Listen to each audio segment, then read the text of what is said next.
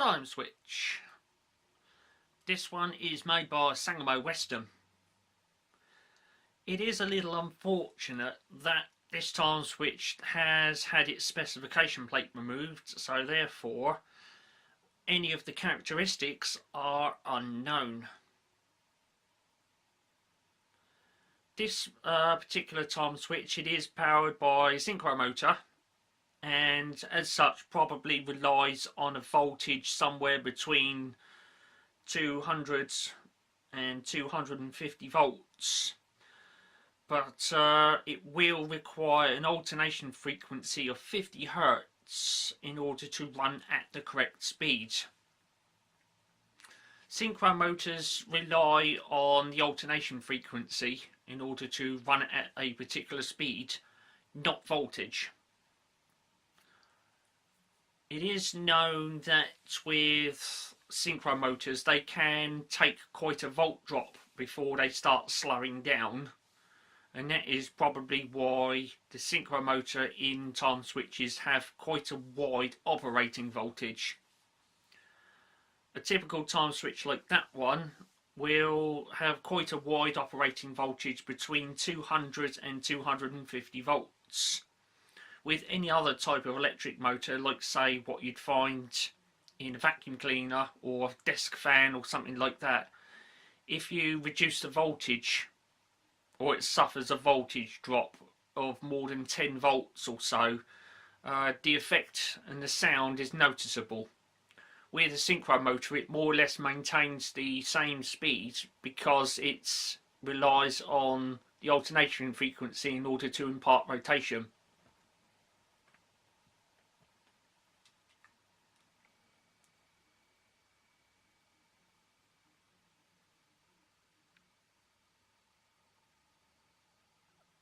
This Timeswitch then, it is a 24-hour Timeswitch.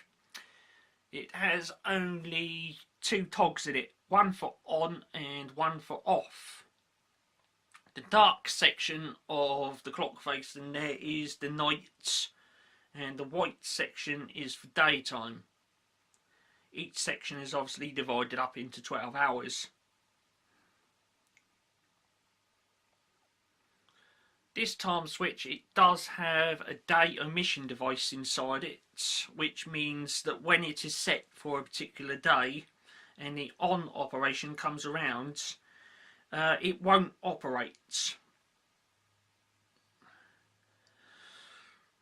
This Timeswitch, it also has built into it a spring reserve and an escapement, so that during a power cut the Timeswitch continues to run, but because the specification plate is missing from this one, it is unfortunate that the amount of time that's available on the spring reserve is unknown.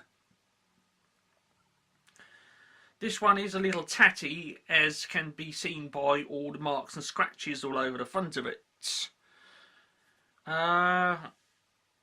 Yeah, that's really all I've got to say on that one.